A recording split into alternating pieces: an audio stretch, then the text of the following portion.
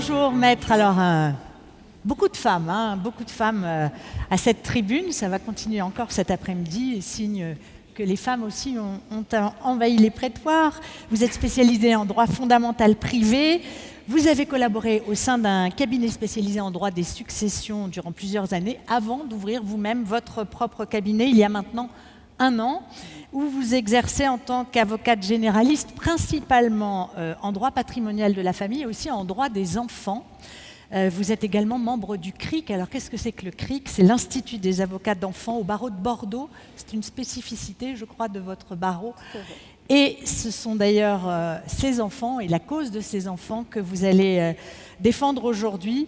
Ces enfants que l'on appelle les enfants fantômes, les enfants qui n'ont pas d'état civil, dont Awa Sadio. On vous écoute. 20 novembre 1989.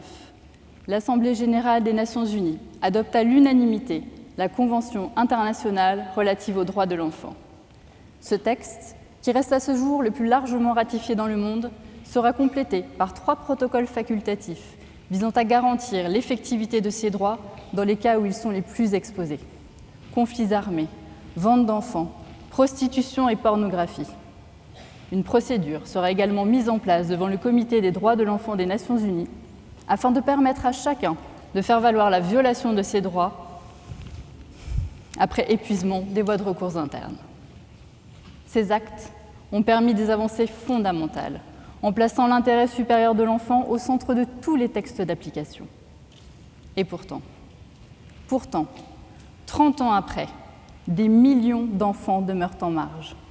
Ils seraient 230 millions selon l'UNICEF, mais probablement bien plus, leur nombre exact étant par définition impossible à déterminer. En 2014, dans leur livre éponyme, Abdoulaye Arissou et Laurent Dejoie les appelaient « les enfants fantômes ». Le terme est resté, les faits aussi. Volontairement ou non, ils échappent à tous les radars, sont insaisissables, filent entre nos doigts et échappent à tout, en ce compris leur propre protection. Leur seul tort est de ne pas avoir été déclarés à leur naissance et d'être ainsi privés de toute identité officielle. Enfants de l'ombre, ils deviennent ombre d'enfants, et l'abstention de leur père, de leur mère ou de leurs proches, bien souvent irréfléchie, devient le fardeau d'une vie. Awa Sadio est l'une de ces enfants. Ses parents ne l'ont pas déclarée dans les délais légaux et elle ne possède donc pas d'acte de naissance. Or, au Sénégal, ce document est bien plus qu'un simple morceau de papier.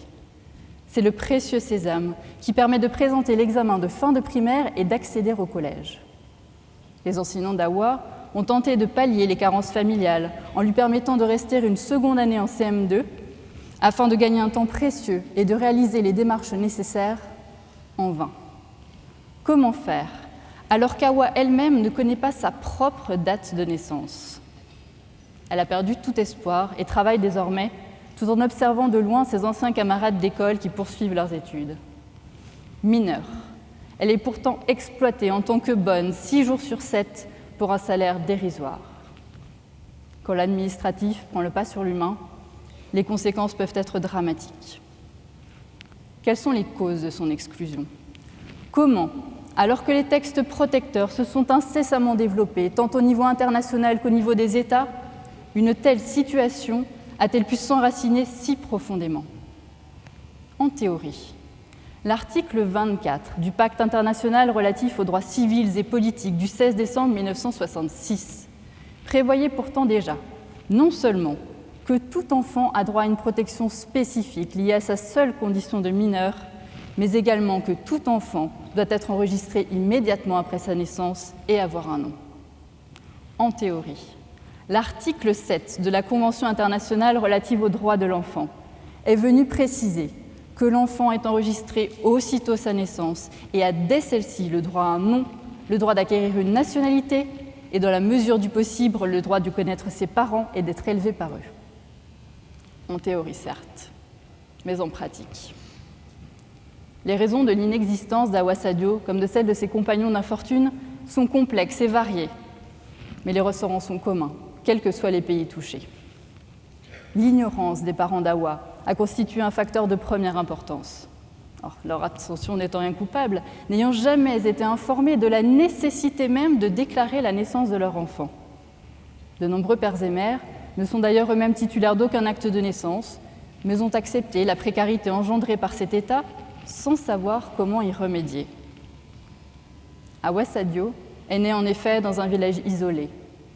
Les centres administratifs, regroupés dans les zones urbaines, sont éloignés et les informations circulent plus difficilement encore que les personnes physiques. C'est ainsi que son père a quitté le Sénégal pour la Gambie avant d'avoir réalisé la moindre démarche. Sa mère n'a pas davantage remédié à cette situation, n'ayant pris conscience de cette obligation qu'à l'entrée de sa fille en CM2. Trop tard, bien trop tard. Par ailleurs, les traditions ont joué un rôle non négligeable. Comme nombre d'enfants de sa génération, Awa est née à domicile, l'accouchement se déroulant de coutume dans le village. Or, sa naissance ayant eu lieu hors du milieu hospitalier, elle a été privée, ainsi que ses parents, d'un accès simplifié aux documents administratifs indispensables à la reconnaissance de son existence. De plus, hors du cadre traditionnel du mariage, les difficultés se sont multipliées, la mère d'Awa n'ayant pu se substituer à son père pour réaliser seule les démarches postérieures nécessaires. La pauvreté de la famille d'Awa Sadio a enfin constitué un obstacle majeur. À défaut d'une politique volontaire d'accompagnement, sa déclaration impliquait une démarche active de son entourage, imposant de perdre une ou plusieurs journées de travail et de payer des frais de transport et de carburant inabordables. De plus, le père d'Awa Sadio n'est jamais revenu, laissant ainsi s'écouler le court délai d'1 mois imposé par l'article 51 du Code de la famille sénégalais. Or, au-delà de cette limite, une simple déclaration ne suffit plus et se profile la nécessité d'obtenir un jugement supplétif, de trouver des témoins pouvant attester de la parenté, du nom et de l'âge de l'enfant, et de trouver ainsi le financement indispensable à cette régularisation. Sur ces points, aucun reproche ne peut en réalité être adressé à l'entourage d'Awa Sadio. C'est l'implication des États, au-delà de la seule adhésion de façade aux conventions internationales, qui est essentielle. La reconnaissance des enfants nécessite une réelle volonté de leur part, à défaut de laquelle les obstacles se multiplient jusqu'à devenir insurmontables. L'absence d'infrastructures, de fichiers centralisés, de réseaux performants et de centres d'archivage a grandement contribué à la situation d'Awa Sadio, en empêchant toute analyse croisée des données démographiques et toute conservation efficiente de sa filiation. Encore a-t-elle échappé aux effets dévastateurs des politiques de natalité imposées par d'autres États.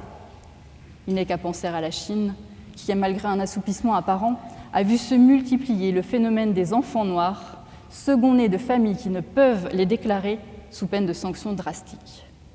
Encore a-t-elle la chance, dans son malheur, de ne faire face ni à une période de conflits armés, ni à des catastrophes naturelles de grande ampleur. Car alors, les déclarations de naissance ne sont plus qu'un souci bien dérisoire pour l'administration. La large adhésion à la Convention internationale relative aux droits de l'enfant est un progrès, certes, mais nul ne peut se satisfaire d'une telle discrimination indirecte de tout un pan de la population due au défaut de mise en œuvre des conditions adéquates à son application. Après cet état des lieux, peut-être vous posez-vous cette question. Pourquoi avoir choisi de vous présenter une atteinte si minime aux droits fondamentaux d'une enfant ? Ce n'est que de l'administratif, voyons. Parlez-nous plutôt de détention abusive, de violence, de traite, d'enrôlement forcé. Mais je vous parle précisément de tout cela à la fois. Car le droit à une identité n'est rien moins que le préalable nécessaire à la reconnaissance de tout enfant en tant qu'être humain, et comme tel, à sa dignité. Qu'est-il d'autre, sinon le fondamental des fondamentaux ? Les atteintes les plus graves aux droits de l'homme ne sont pas les plus violentes, car l'indignation instinctive qu'elles engendrent les expose au grand jour et permet de lutter contre elles de manière efficiente. Ce sont celles qui, insidieusement, progressivement, érodent ces droits, sans attirer l'attention, sans engendrer d'indignation. Est-il plus dangereux que ces règles apparemment insignifiantes qui finissent par nier toute dignité à des enfants ? L'absence de déclaration de naissance d'Awa Sadio, si anecdotique, a fait s'écrouler le château des cartes de ses droits, pourtant minutieusement bâti par les conventions internationales.